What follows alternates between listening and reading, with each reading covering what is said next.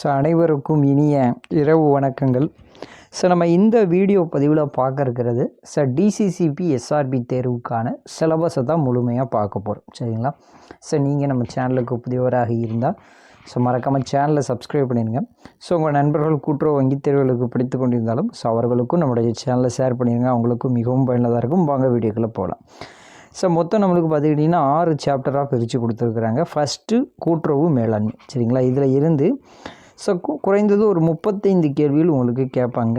அதை தொடர்ந்து பார்த்துக்கிட்டிங்கன்னா கூட்டுறவு கடன் மற்றும் வங்கியல் இதிலேருந்து ஒரு 35 கொஸ்டின். ஆக மொத்தம் பார்த்துக்கிட்டிங்கன்னா 70 கொஸ்டின் உங்களுக்கு இருக்கும். சரிங்களா? அதுக்கப்புறம் கூட்டுறவு கணக்கியல்லேருந்து ஒரு 20 கொஸ்டின் இருக்கும். கம்ப்யூட்டர்லேருந்து ஒரு 10 கொஸ்டின் இருக்கும். இந்த கூட்டுறவு சப்ஜெக்ட் 4லேயும் சேர்த்து உங்களுக்கு 100 கொஸ்டின் இருக்கும். சரிங்களா? அதை தொடர்ந்து பொது அறிவில் ஒரு 80 கேள்வி, தமிழில் ஒரு 20 கேள்வி. இதில் ஒரு 100. ஆக மொத்தம் பார்த்துக்கிட்டிங்கன்னா உங்களுக்கு 200 கேள்விகள் இருக்கும். சரிங்களா? அந்த 200 கேள்விகள், இதற்கு ஒரு கேள்விக்கு பார்த்துக்கிட்டிங்கன்னா 0.85 மதிப்பெண்கள் கொடுப்பாங்க. ஆக மொத்தம் 170க்கு உங்களுக்கு கன்வெர்ட் பண்ணிடுவாங்க. சரிங்களா? இதில் பாடத்திட்டத்தில் சிலபஸ் பார்க்கலாம். நம்ம ஹெட்டிங்கை மாத்திரம் உங்களுக்கு சொல்லிடுறேன். சரிங்களா? நான் கீழே பிடிஎஃப் கொடுத்துருக்குறேன். நீங்கள் ஒரு வாட்டி வாசித்து பார்த்துக்கிடுங்க. முதல்ல பார்த்துக்கிட்டிங்கன்னு சொன்னால் ஐசிஐ அமைப்பு. சரிங்களா? அந்த ஐசிஐ அமைப்பை பற்றி நல்லா நீட்டாக படிக்கணும்.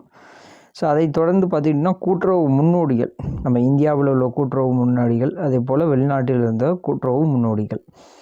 அதுக்கப்புறம் கூட்டுறவுடைய பரிமாணம் மற்றும் வளர்ச்சி, சுதந்திரத்திற்கு முன்னால் மற்றும் சுதந்திரத்திற்கு பின்னால். அதுக்கப்புறம் புதிய பொருளாதார கொள்கை, அதுக்கப்புறம் வெளிநாட்டில் கூட்டுறவு இயக்கம். குறிப்பாக எடுத்துக்கிட்டிங்கன்னா ஜெர்மனி, இங்கிலாந்து, அதுக்கப்புறம் Denmark, Japan, America, Italy, France, அதுக்கப்புறம் இஸ்ரேலு, ஸ்வீடனு, சைனா. இதில் குறிப்பாக பார்த்துக்கிட்டிங்கன்னா நம்மளுக்கு இந்த ஜெர்மனி, சரிங்களா, ஜெர்மனி, இங்கிலாந்து, அதுக்கப்புறம் டென்மார்க்கு, ஜப்பானு, அதுக்கப்புறம் இத்தாலி, ஃப்ரான்ஸு, இஸ்ரேலு, ஸ்வீடன். இந்த நாடுகளில் இருந்து கொஸ்டின்ஸ் ஒவ்வொரு வருடமும் டிஆர்பிஎஸ்ஆர்பியில் கேட்குறாங்க. சரிங்களா? இந்த நாடுகளுக்கு நம்ம கொஞ்சம் முக்கியத்துவம் கொடுத்து படித்தால் போதுமானது. சரிங்களா? அதுக்கப்புறம் கூட்டுறவு சட்டம், அது தொடர்புடைய குழுக்கள் 1901 ஆரம்பித்து பார்த்துக்கிட்டிங்கன்னா 2011 97வது அரசியலமைப்பு திருத்த சட்டம் வரைக்கும் நம்ம படிக்கணும். சிலபஸில் உள்ளதை கொஞ்சம் மேல்டாப்பில் பார்த்தாலே போதுமானது. அதுக்கப்புறம் 1983 தமிழ்நாடு கூட்டுறவு சட்டம். சரிங்களா? அதில் உள்ள பிரிவுகள் இதில் உங்களுக்கு தெளிவாக கொடுத்துருப்பாங்க. அது ஒரு முறை வாசித்துடுங்க. அதுக்கப்புறம் கூட்டுறவு சங்கங்களுக்கு பொருந்தும் தொடர்புடைய சட்டங்கள். அதுக்கப்புறம் கூட்டுறவு மேலாண்மையில் நிர்வாகத்துடைய செயல்பாடுகள், முடிவெடுத்தல், நிர்வாகத்தின் அம்சங்கள், கடன் கூட்டுறவு மேலாண்மை, கடன் அல்லாத கூட்டுறவு மேலாண்மை, கூட்டுறவு நிர்வாகத்தின் செயல்பாட்டு பகுதிகள், அலுவலக மேலாண்மை, கூட்டுறவு கல்வி மற்றும் பயிற்சி, கூட்டுறவு நிர்வாகத்தில் நிர்வாகம், மேலாண்மை குழு, கூட்டுறவு தேர்தல். இதை பற்றிலாம் படிக்கணும். சாப்டர் 2ல் பார்த்துக்கிட்டிங்கன்னா கூட்டுறவு கடன் மற்றும் வங்கியல். கடன் வழங்கக்கூடிய அமைப்புகள் எல்லாத்தையுமே நம்ம இதில் படிக்க வேண்டியிருக்கும். சரிங்களா? அதுக்கப்புறம் மத்திய கூட்டுறவு வங்கிகள், அவர்கள் வழங்கக்கூடிய கடன்களை பற்றி நம்ம நல்லா படிக்க வேண்டியிருக்கும். மாநில கூட்டுறவு வங்கிகள், அதுக்கப்புறம் நபார்டு. சரிங்களா? அவர்கள் வழங்கக்கூடிய சுய உதவிக்குழு கடன்கள், என்னென்ன கடன்கள்லாம் வழங்குறாங்களோ அது எல்லாமே உங்களுக்கு இந்த ஃபஸ்ட்டு சாப்டர்லேயே வந்துடும். அதுக்கப்புறம் கூட்டுறவு வங்கிகள், கூட்டுறவு வங்கிக்கும் வணிக வங்கிக்கும் என்ன வித்தியாசம், ஆர்ஆர்பி, பிராந்திய வங்கிகள். இது எல்லாமே படிக்க வேண்டியிருக்கும். அதுக்கப்புறம் பார்த்துக்கிட்டிங்கன்னா வங்கி சேவைகள். சரிங்களா? நம்ம எல்லாத்துக்குமே தெரியும் வங்கி சேவைகள் என்பது ஆர்ஜிடிசிஎஸ் இருக்குது. அது போன்ற பல சிறப்பு திட்டங்கள்லாம் இருக்குது. இதெல்லாமே நம்ம இந்த இடத்துல படிச்சுக்கிடணும். அதை போன்று பார்த்துக்கிட்டிங்கன்னா வங்கி ஒழுங்காற்று சட்டம் 1949 1966 கூட்டுறவு வங்கிகளுக்கும் விரிவுபடுத்தியிருப்பாங்க.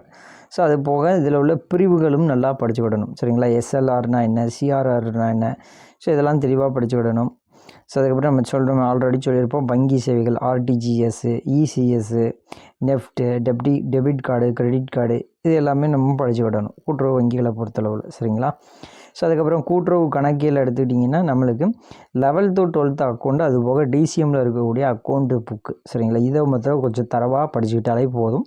ஸோ இதில் மினிமம் ஒரு 15 கேள்வி நம்ம எடுத்துடலாம், சரிங்களா. ஸோ ஃபைனல் அக்கௌண்ட்ஸு எல்லாமே நம்ம படித்தது தான் ஆல்ரெடி, அதை பார்த்துக்கணும். கூட்டுறவு தணிக்கையை பொறுத்தளவில் நீங்கள் நம்ம டிசிஎம் புக்ஸில் கூட்டுறவு தணிக்கை கொடுத்துருப்பாங்க, ஆடிட்டிங் புக்கு, அதை ஒரு முறை பாருங்கள், அதுவே போதுமானது, சரிங்களா.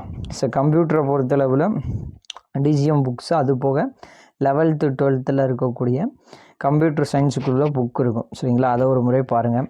ஸோ அதே போல் 6th to 10th வரைக்கும் லாஸ்ட் லெசன் வந்து ஒரு கம்ப்யூட்டர் லெசன் கொடுத்துருப்பாங்க, சரிங்களா. ஒவ்வொரு ஸ்டாண்டர்ட்லேயும் கொடுத்துருப்பாங்க, அதையும் ஒரு முறை பாருங்கள். ஸோ நம்ம டெஸ்ட் பேட்சுக்காண்டி கம்ப்யூட்டர் மெட்டீரியல்ஸ் ஒன்று ரெடி பண்ணுவோம். ஸோ அந்த ஆன்லைனையும் நீங்கள் ஒரு முறை பார்த்துக்கிடுங்க, சரிங்களா. அது போதுமானது.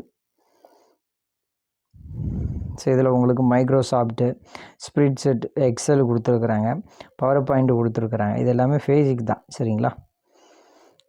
ஸோ இது வந்து உங்களுக்கு கூட்டுறவு சப்ஜெக்ட் இதோட முடிஞ்சுது. அதுக்கப்புறம் பொது அறிவியலை பொறுத்தளவில் இயற்பியல், வேதியியல், தாவரவியல், விலங்கியல், நடப்பு நிகழ்வுகள், புவியியல், இந்திய வரலாறு, தமிழ்நாட்டின் வரலாறு, தமிழ்நாட்டின் கலாச்சாரம் மற்றும் பாரம்பரியம், ஸோ அதுக்கப்புறம் இந்திய அரசியலமைப்பு, ஸோ இந்திய பொருளாதாரம், இந்திய தேசிய இயக்கம், அதுக்கப்புறம் aptitude and mental ability test கொடுத்துருக்குறாங்க.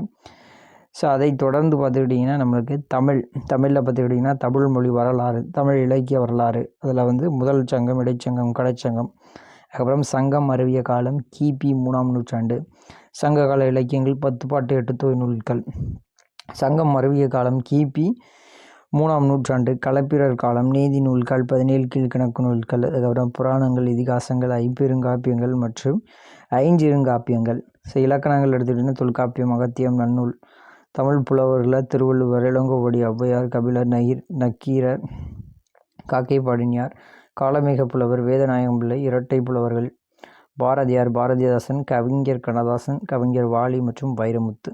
ஸோ அது போக வந்து தமிழ் அறிஞர்கள், சரிங்களா, அதையும் கொடுத்துருக்குறாங்க. வ.உ.சி. சாமிநாதன், வரதராசனார், ராஜாஜி மற்றும் அண்ணாதுரை, கலைஞர் கருணாநிதி, எம்.ஜி. ராமச்சந்திரன், சிவர்களின் கதை மற்றும் உரைநடை, தற்கால இலக்கிய, சிறுகதை மற்றும் நாடகம், சிறுகதை, அகிலன், நாடகங்கள், தற்கால நாடகங்கள், திரைப்பட நாடகங்கள் பற்றிய குறிப்புகள்னு உங்களுக்கு இவ்வளோ கொடுத்துருக்குறாங்க, சரிங்களா. ஸோ இது ஓவரால் நம்ம படித்தாலே மினிமம் ஒரு 140 கொஸ்டினுக்கு மேலே வந்துடலாம். ஜிகே பொறுத்தளவில் 6th to 12th வரைக்கும் உள்ள புக்ஸ் தான் நம்ம படிக்க வேண்டியிருக்கு. ஸோ அது எல்லாமே நம்ம டெஸ்ட் பேட்சுக்கு வந்து ஓவரால் நோட்ஸ் எடுத்து வச்சுருக்கிறோம், சரிங்களா. அதுவே போதுமானது. ஸோ மற்றொரு வீடியோ பதிவில் உங்களை சந்திக்கிறேன். நன்றி, வணக்கம்.